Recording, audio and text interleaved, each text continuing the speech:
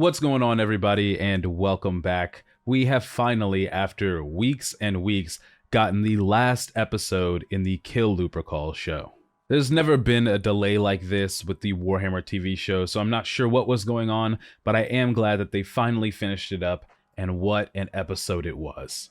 This show could only ever end in some type of deception, and we were not disappointed. But I'm HoodGuard, and this is the third and final episode review for the Warhammer TV animation, Kill Lupercal. Let's get into it. The Emperor's light is my torch! Death to the enemy! We shall be the end of you! Feel the might of the righteous!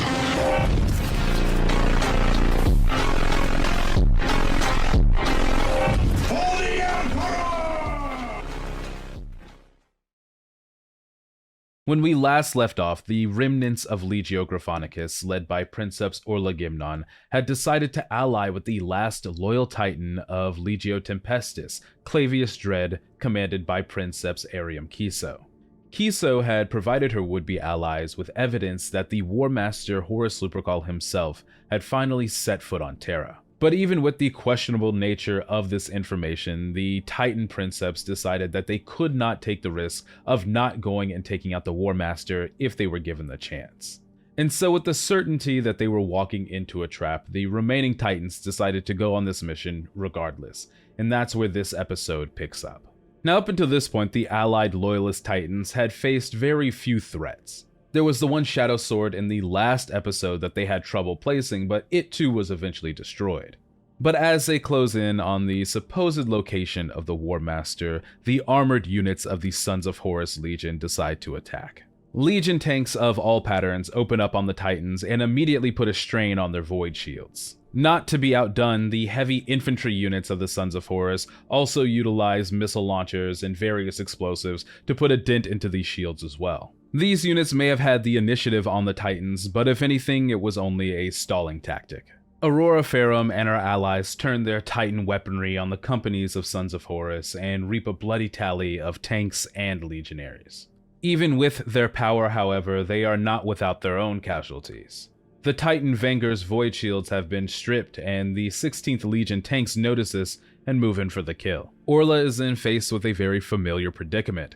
Does she stay behind to assist Vanguard even though it looks like he may die anyway, or does she press ahead with Clavius Dread and try to take out the Warmaster?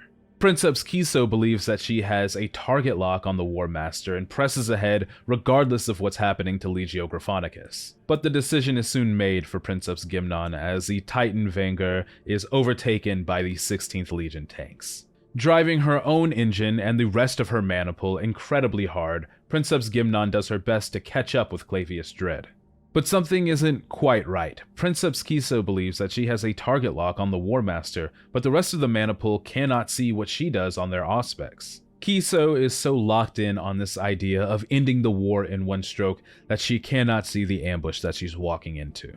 Princeps Gymnon and the rest of Legio Gryphonicus start to get their own weapons locks, but it's not the Warmaster, it's the metallic pings of other engines. Piles of Imperial Fist Space Marines are everywhere on the battlefield, and within this carnage is a blinking beacon.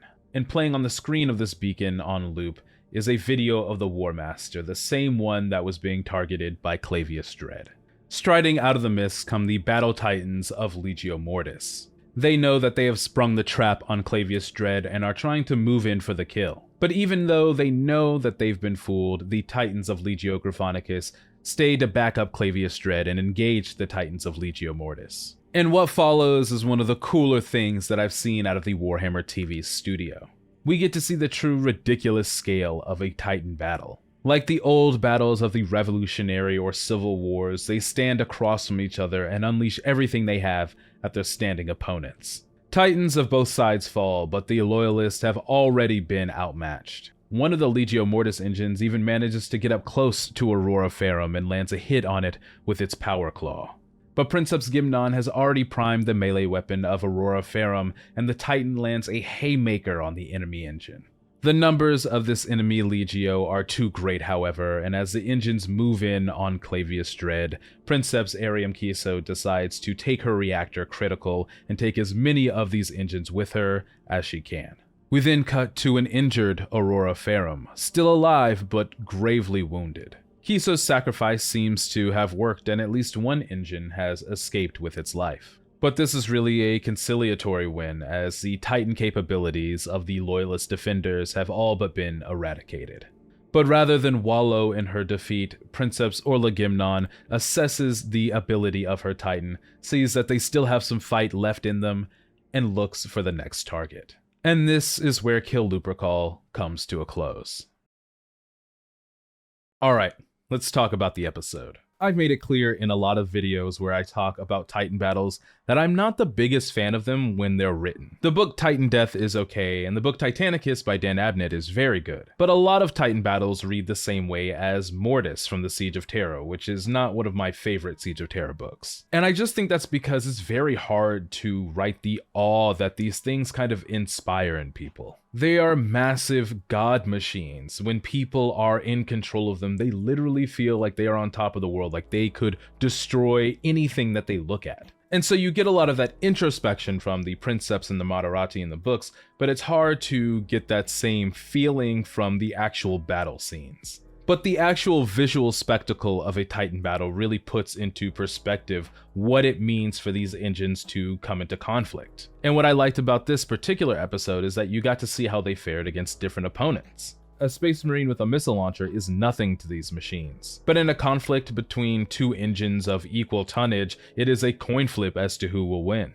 I also really enjoyed how the very obvious trap, and one that the audience knew was a trap, was still a plot device that made sense. Yes, we all knew it was a trap, but what everyone was looking for was the big Titan battle, regardless of what was happening with the Warmaster.